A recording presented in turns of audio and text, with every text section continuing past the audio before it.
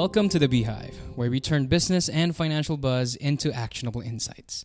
I am your host, William, and still joining me today is Grub Risk Advisory Services Senior Manager, Matt. All right, third in a row, we conclude our series on risk advisory services with a topic that's at the forefront of every business agenda, the delicate balance between AI, automation, and of course, security. Yes, these technologies offer immense potential, but they also come with significant risks. We'll be exploring how organizations can navigate this complex terrain. Joining us today is CJ Pacalso, a risk advisory expert with a deep understanding of the technological landscape and IT audit. Yes, sir. We're eager to learn from CJ about how our organizations can leverage these technologies while mitigating associated risks. All right. Hello, CJ. Welcome to the Beehive. We're delighted to have you join us today. Hi, William. Happy to be here. Yeah.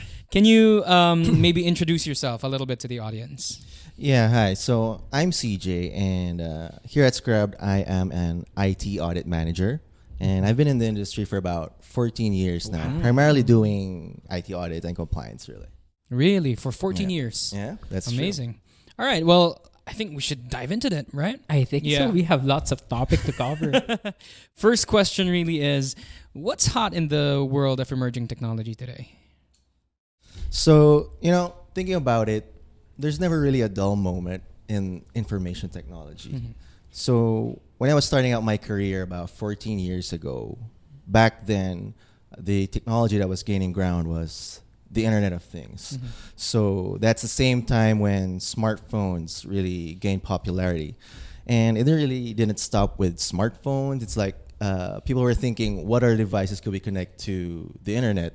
And having all of these devices at the touch of our fingertips, how does that change the business landscape, right? So, like, let's say from a consumer perspective, now we have something like smart refrigerators, smart watches.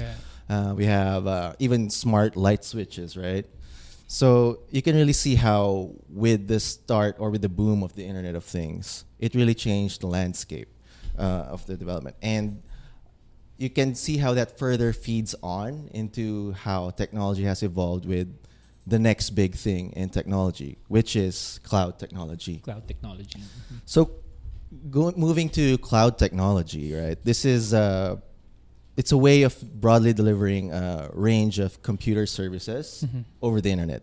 So these are things like your servers, your storage, your networking services, right? Because before, these are things that you all had to physically have in your office, right? Mm-hmm. But now people say that it's all up in the cloud. Yeah. Everything's on the internet. So that's infrastructure. We also can deliver software applications over the internet. You don't have to install it in your own servers or on premises, for example.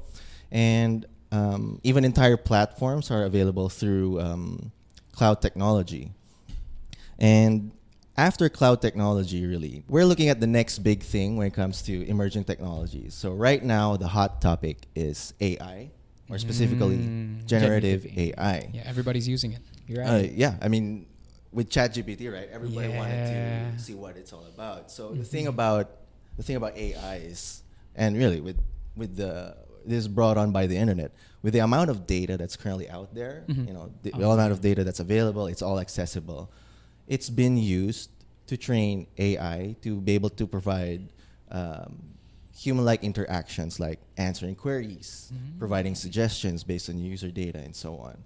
So right now it's getting a lot of attention because of its potential in business cases, right? And how can we use it to drive efficiency and so on. Yeah, but what about the risks in using generative AI? Definitely there's risk involved, really, as with any technology. So as I mentioned, right, for AI, it's been trained using data. Mm-hmm. So the primary concern of companies would be, what data do you feed into AI? And, it's up to each company to be responsible for and accountable for the data they feed into these AI models, right?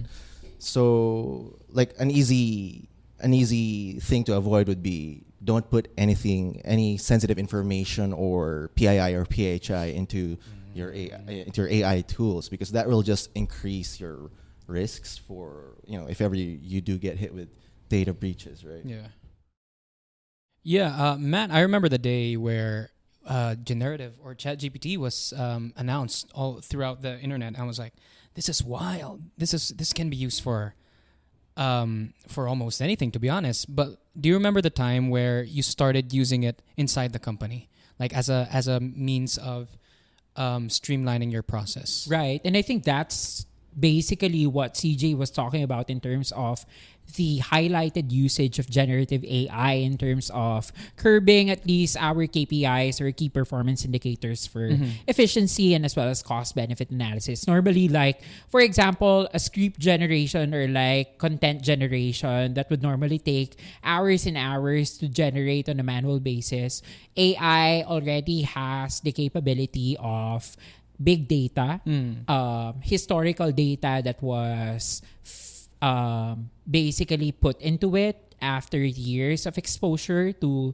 various behavior and various content that was put out by content creators. Basically, it is able to generate that information in a split of a second, and that information drives really the efficiency of gaining at least a starting point into the creative process of every individual that might be in that space, right? Personally, I've used it with scripts. Yeah. I've used it with certain, I'm not gonna say narratives, but just, a starting point of how should I talk to someone, or how should I address my clients in a compassionate manner, and so on. So these are practical uses of generative AI, but I guess I wanted to just highlight really that there is a concern regarding the uncertainty of how companies and as well as how this particular technology utilizes personally identifiable information that might be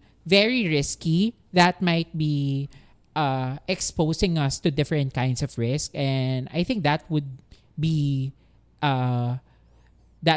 explained accordingly as we go on through this particular podcast. And hopefully we can shed light into, some of the usual risks that we are experiencing in Gen AI. Yeah, I remember when I started first using it, I was using it as like as a communication tool, wherein I don't know if you remember the trend before where there are certain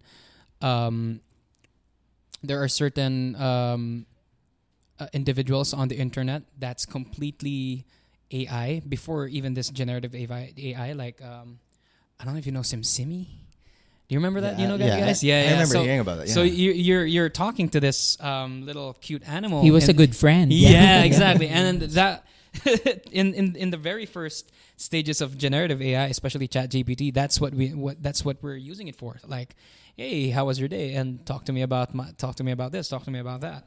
But I think it didn't take too long before companies started using it for their business processes. Do you remember, CJ? Do you remember the time where you've put in processes or monitoring systems for these AI procedures wherein, this is becoming a big risk now, we got to put some measures into it? In terms of using AI, maybe not even before moving on to specific processes. Like I'm primarily concerned in what do you feed into this AI? Okay. So in terms of how to use it in the process, that's fine, really. It's that type of information that you feed into it. So, and maybe in just a simple use case, right? So when ChatGPT first came out, people were excited to try it out and apply it in their workspace, right? But then you'd have to give people a warning that, okay, if you're going to use this to give you ideas, don't put in anything identifiable, not about yourself, not about what client you're working with.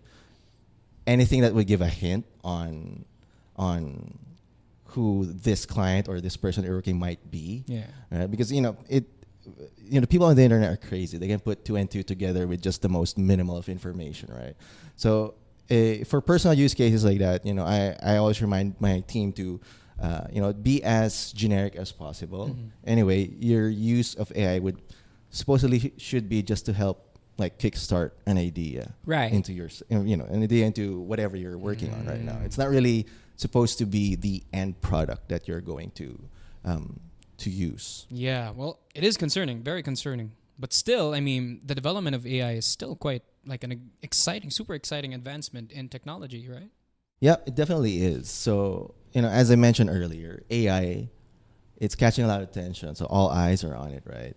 And, because of the potential benefits that it could bring. But, realistically, like companies are looking at AI both with excitement and caution. Because with any new technology, it also introduces unknown risks, right? Maybe not even unknown risks, but it comes with risks, so to speak, right? Right. So when it comes to AI, one of the primary concerns is about data privacy, data security.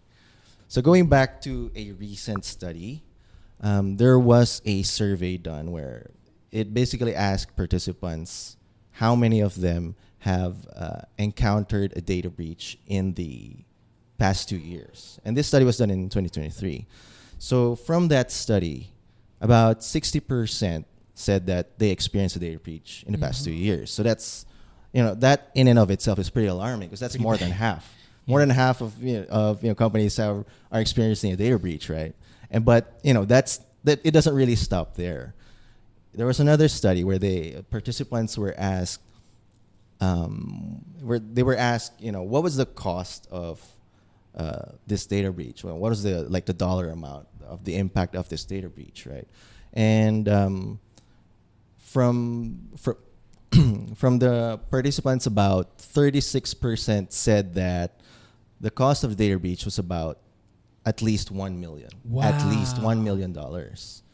And that's up from 27% in the prior year. What? Oh, wow. So, for both the number of data breaches and the cost, it's increasing year over year based on this survey. Do you think that is directly proportionate to the advancement of technology that we have? Like maybe the rise, it became 20% more because of this new generative AI. Yeah, see, that's the thing about AI. Like, a lot of people are looking at it in terms of from a business perspective, how can it be used, right? But it's not really only businesses that are interested in AI. It's also got the attention of your bad actors, right? So, AI can also be used as a tool to, by bad actors to exploit companies, to exploit employees, to further their agenda or whatever it is they're trying to get out from organizations. So, when it comes to cybersecurity, right, it's always a continuous battle between, those who are like the advocates for security and those bad actors who are trying to overcome that security put in place. So that in and of itself can give rise to the increase in data breaches. But with this new tool, it's like it's unexplored territory. Right? So organizations are trying to figure out. Can't really say for sure. Yeah, organizations are trying to figure out how to make positive uses for this AI, but bad actors are thinking of ways to make the most of it to exploit organizations. Right. So I personally believe it definitely adds to that count of increase in cases for data breaches. Right. It's always a play catch with a cat and mouse situation with perpetrators and as well as security advocates with cybersecurity for every new technology that is emerging in the marketplace, from IoT to cloud technology now to generative AI with big data coming into play. There's always going to be an uncharted territory that is being explored both by security advocates and as well as the perpetrators of cybersecurity crime. So yeah, deepfakes, political agendas such as misinformation is something that is being utilized by AI, and that is coterminous or coinciding with the developments of AI in terms of business developments like efficiency and as well as cost-benefit analysis, basically. So in a way, neutrally speaking or objectively speaking, we are seeing the impact of generative AI, the pros of using it and as well as the con of using it. So we would understand that there is a certain excitement in using it and as well as a certain concern in using it, right? But what we know right now is that everyone coming from the good guys and from the bad guys are really capitalizing on the first mover advantage to understand what would be the ultimate impact of Gen AI, not only in our technological landscape, but also in all of the business, political, and geographical landscape. Yeah, so it's especially with the rise of technology and how fast it's going, it's really who moves first, right? Right. So there's a lot of concerning areas here, and there's a lot of risks involved, especially in this new generative AI. But is there anything that organizations can do, like any preventive measures to manage these risks? No, absolutely. So let's start with the tool itself, artificial intelligence. And as mentioned earlier, it's built upon the data that's being used to train it, right? So from that alone, it's all about managing what data you feed into your AI model. So organizations just need to make sure that they only provide the AI tool with the least amount of data needed for it to be able to perform its purpose. And I also talked earlier about how they just need to avoid adding any sensitive information, PIIs, PHIs, because that increases the risk and cost should a data breach occur with regards to these AI tools. And if it's known by externally that you have this sensitive information, PII, then that just makes these AI tools a bigger target for your bad actors. Yeah. Right? So that's just on the tool itself. At an organizational level, right, my suggestion would be if you're planning to use AI, or if you're already using AI, just make sure that AI risk is already part of your risk and compliance management process. And actually, even if you're not planning to use AI, you should still add it into your risk management process, because as this technology grows, as it develops and gains more adoption from multiple players across the industry, right? More and more people are going to use it, so you're bound to eventually work with a third party that has AI. You're gonna come across it, right? Yeah, that has AI in their product offerings. So in terms of managing your risk, it should already be part of the conversation, even if you aren't actively trying to use AI. So it's about being well prepared. Yeah, basically. exactly. Because by doing your risk assessment, as an organization, you're making the necessary preparations to understand what are the actions that you can take to prepare yourselves for these risks, these data breaches, this cybersecurity or information security risks, right?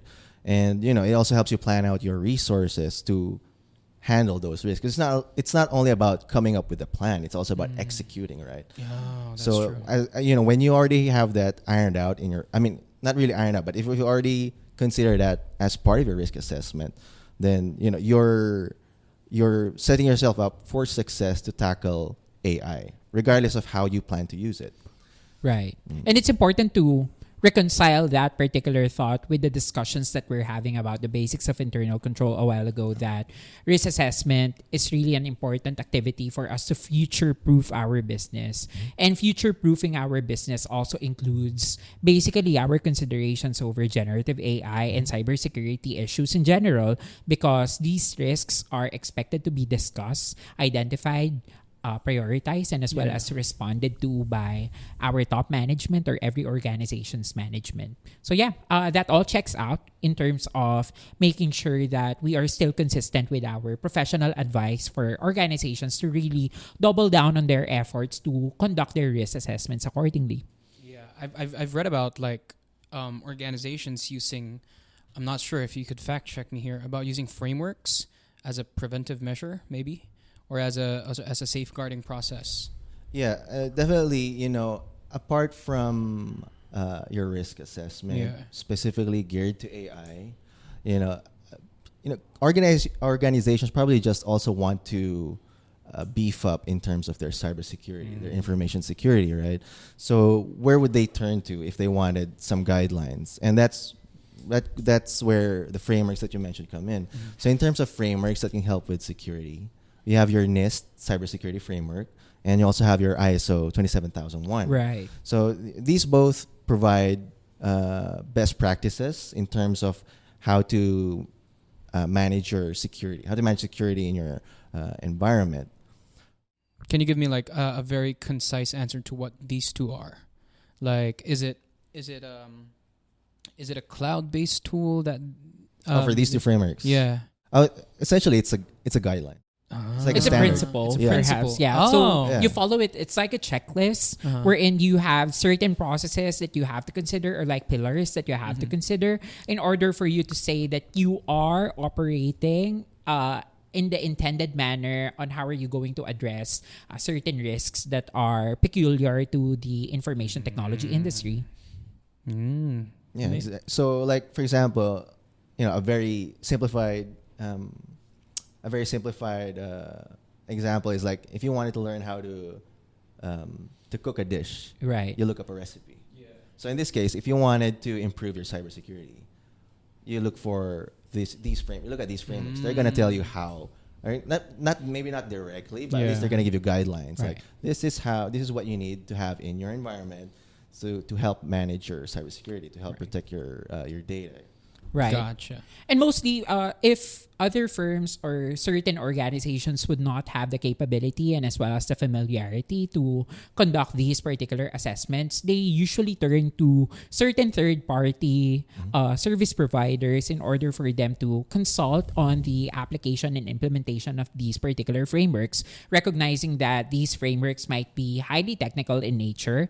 They might be very principle-based as well. So since they are principle-based, certain familiarity is appreciated, and that particular familiarity is usually being sourced from third-party experts that are usually playing into the field for a long time. Let's say, for example, 14 years of experience. So yeah, it all ties out to at least the competence and expertise that we are bringing to the table in terms of how are we going to assess the compliance of an organization towards the following through of a particular control framework or cybersecurity framework. Amazing. TJ, I think we should also talk about the emerging risk in terms of generative AI and cybersecurity in general with regard to the involvement of audits and people in general. Care to share some insights regarding that? Yeah. So before this, we were talking about how we can use or how organizations can use frameworks like to help guide how organizations can implement their cybersecurity programs and information security programs, right? And a tool that organizations can use to make sure that they're continuously compliant with those frameworks is basically their regular audit functions. Could be internal, could be external, right? So, you're already undergoing through the audit. Might as well make the most of it, right? So, you really need to make the most of the results of those audit, and be more proactive. You ask, okay, what do you think about these? How am I doing in terms of cybersecurity? Right. Just dropping it there since we are conducting an audit with you, right? Yeah. Because some people think that, okay, I did the audit, that's fine. But, it's also, there's a second step to it. Like it's acting upon the audits, and you already know that you want to beef up your cybersecurity. So, strike up a conversation with their auditors, like make them, have a conversation with them about your cybersecurity, the results of their audit, and it could give you an idea on what else you need to to beef up your cybersecurity, your information security, for example. I like that. I like that. And so you also mentioned people, right? Right. So whenever we're talking about information security, cybersecurity, one of the constant risks will always be the people, right? Because that's generally the sources of the leaks, right? Of data breaches, right? Human error, as you've mentioned. Human error. A lot of human carelessness. human even. carelessness, Right. Yeah. And I mentioned some bad actors earlier. They usually, this is their primary targets, like people, right? Because they're the ones who can be exploited. Right? They're the ones prone. Socially engineered. Yeah, socially engineered. Yeah. Yeah. Yeah, because some people, they're like, let's say hackers, right? They would target basically computers, right?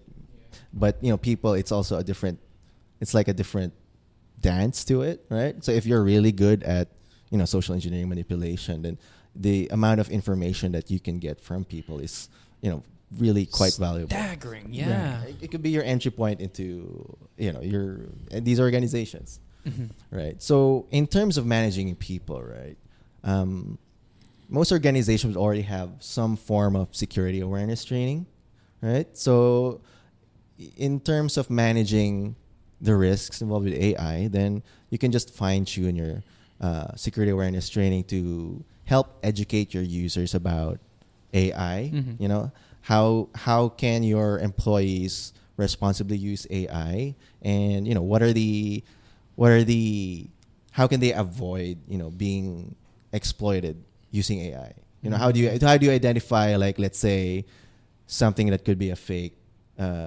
email, a fake video, because like nowadays, like using AI, you can create like a fake conversation between two people, right? Yeah, that's true. And you'd think that it's legitimate because it sounds like them, it looks like them, and it looks like they're interacting with each other. It feels humane too. Yeah, exactly. So we'll never know if this is AI generated or not. that's true. I could be just a set of scripts written on a computer. I know. Right. Yeah, kidding aside, one fun fact that we know out of cybersecurity trends, especially in security awareness, is that if companies are logging in more incidents being reported by their users, that means they have effective security awareness training. Right? So that's a nice, I think, irony to it, or a paradox to it, that the more that people are reporting security incidents, and the more that we are detecting more and more incidents that are being reported by our people, the more that they are aware of the implications of cybersecurity crimes that might happen in their day-to-day operations. So that's a fun fact. Yeah, and to apply it, like, let's say phishing emails, right? Like the suggested course of action when you receive a phishing email isn't simply just to delete it. You also need to report it to your IT, because it's your IT who can do something about it. Yeah. Like, sure, you deleted it, and then great, I guess you've saved yourself from clicking a link, let's say, right?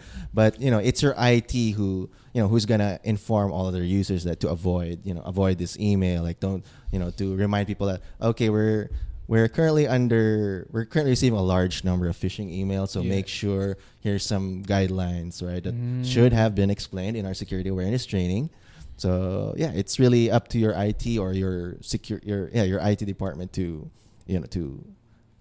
resolve these incidents. Right. Essentially, when dealing with the people problem, it's all about education. No. Yeah. When providing them with like the proper awareness and information on how to deal with these things, because it's always evolving. Right. It's always evolving, and I think that's an important factor in risk assessment. That whenever we conduct our risk assessment, there is always a consideration of what are the new regulations, what are the new trends that we have to consider. Because as you said, it's always an evolving landscape and emerging technologies. While we're playing catch, technology is also playing catch. It's also playing new steps, or like treading new grounds. That's why we always have to keep ourselves abreast with the latest and greatest in terms of security updates, in terms of technological updates. So it's important that we have constant sessions with our technology team or technology committee in every organization to assess what are the impact, or what is the current development, what is the newest thing to consider in this particular emerging technology.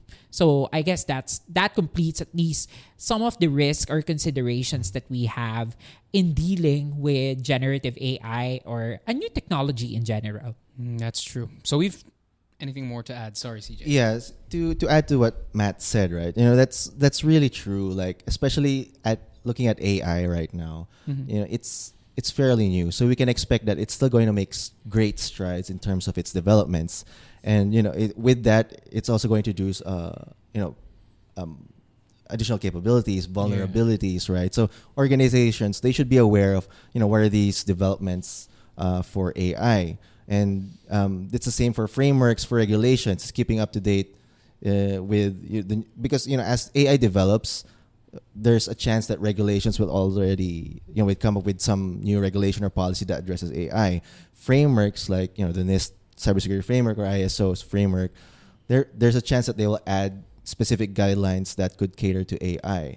Because, if AI really has grown, right, if it's been adopted much more widely, then they'd definitely be interested in adding specifics to their frameworks, to regulations, to to address that.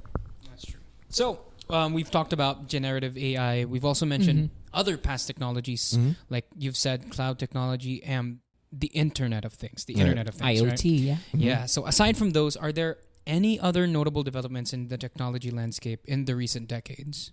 Right. So yeah, we talked about the Internet of Things, cloud technology, and in terms of another technology that was fairly popular and it's still fairly popular right now, it's automation, or specifically robotic process automation, or RPA.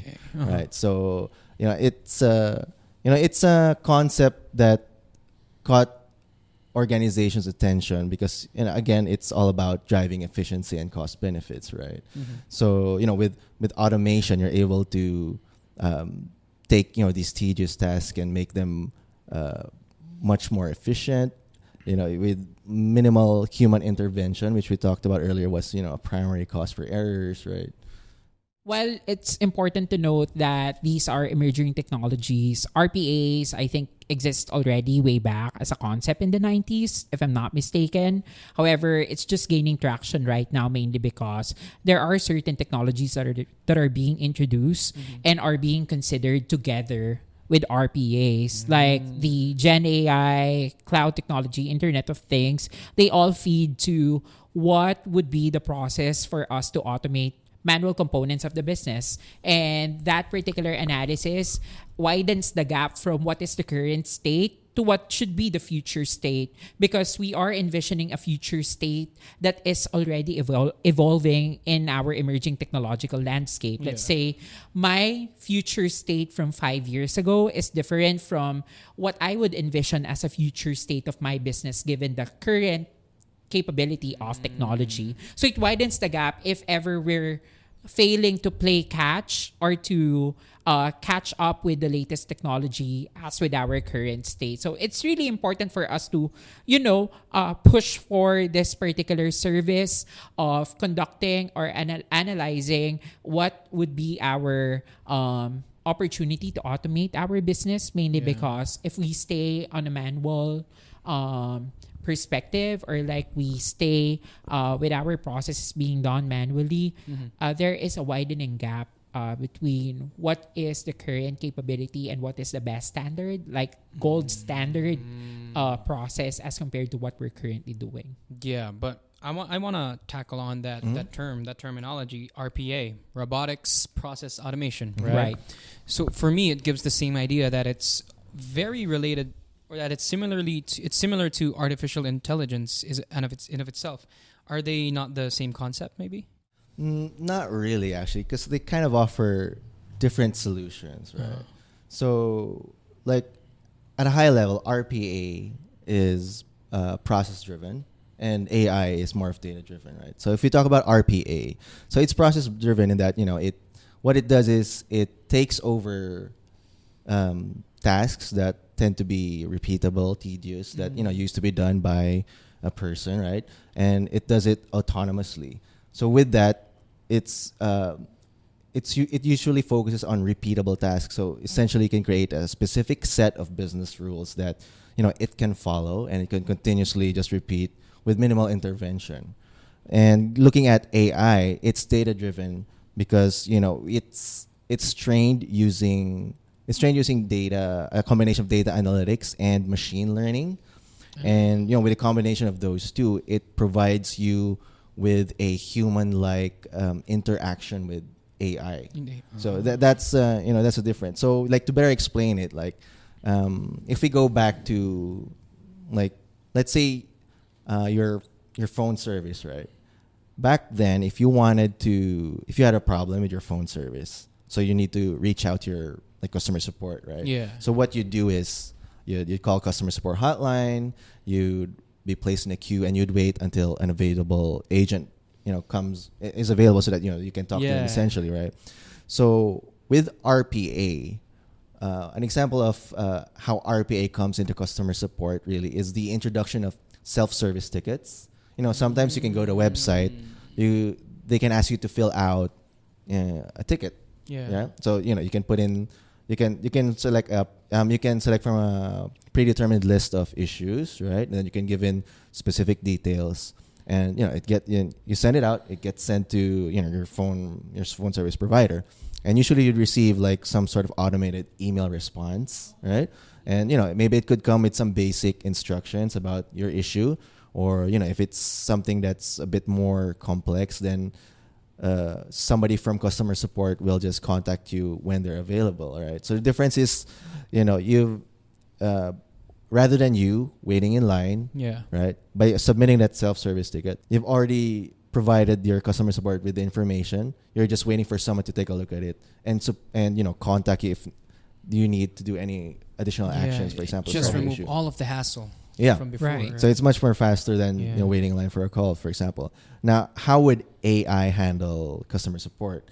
So you've probably noticed that recently there's been a proliferation of chatbots, right? Virtual assistants. So if from the self-service portal powered by RPA, you'd select, you'd provide all your details on a ticket, right? And then you'd wait for a response. Yeah. With the chatbot, you can ask a direct question like, how do I get my latest billing statement, for example? And then it'll already reply to you, with some basic set of instructions on how to get your statement. And if it seems like it's not answering your question, right, you can further prod it to say that, I'd rather talk to a customer support agent. So with that, you're not waiting for a ticket to get serviced. You can already get immediate response from the chatbot, like you were talking to an actual agent. Would you say that's it's an innovation from the previous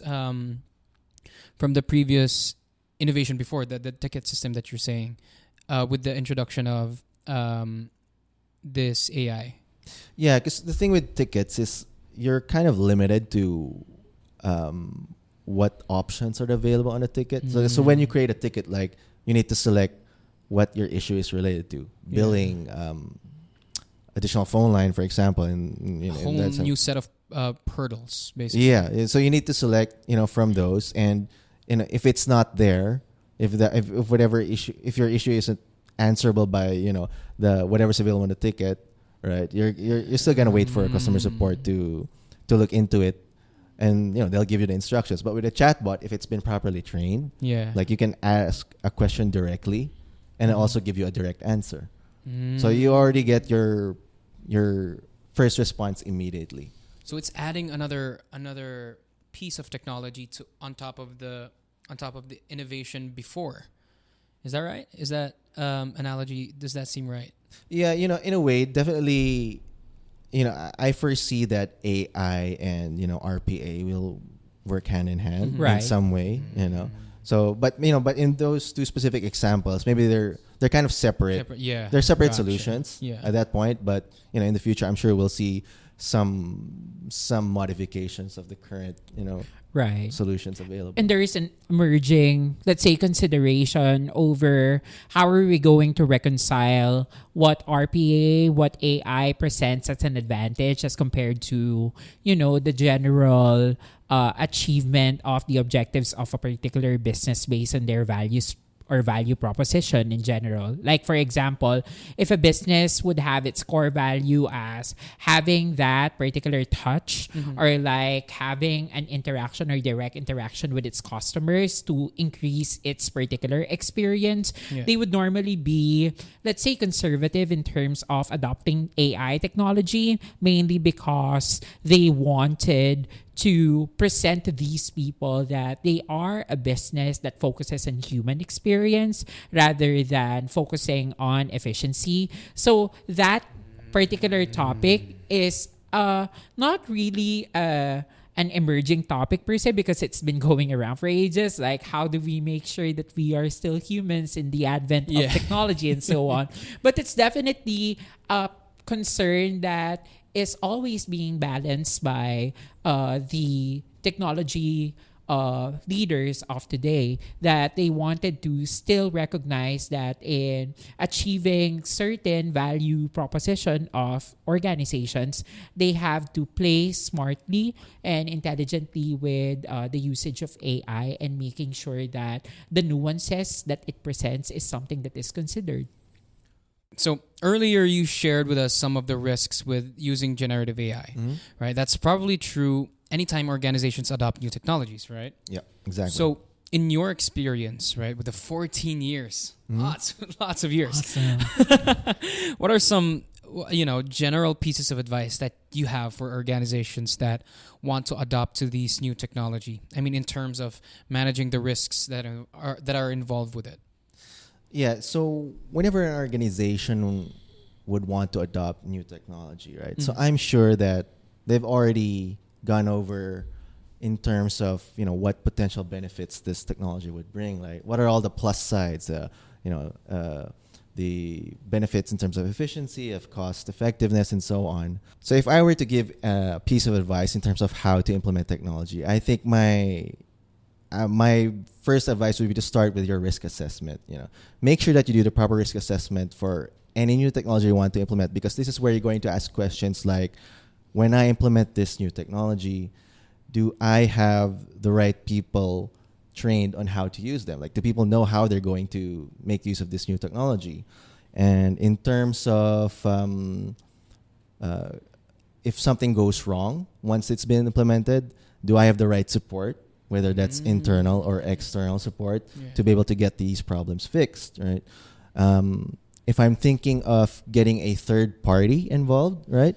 If I want third party's help to implement this new technology in my environment, for example, like what process do I have to go to in choosing the right vendor, and choosing the right vendor, and choosing the right tool, for example, from these vendors. So aside from choosing the right vendor, I think one more thing that needs to be considered is what are the regulations that I need to be aware of before using this technology? Yeah. Like we were talking about earlier about AI. So how does that affect data privacy, right? That's a hot topic in terms of regulation, and and moving forward, like, do I have the right people and processes in place to safeguard my information, my data privacy, my cybersecurity information, everything that you need to make sure that you with the implementation of this technology that you're you've essentially protected as an organization.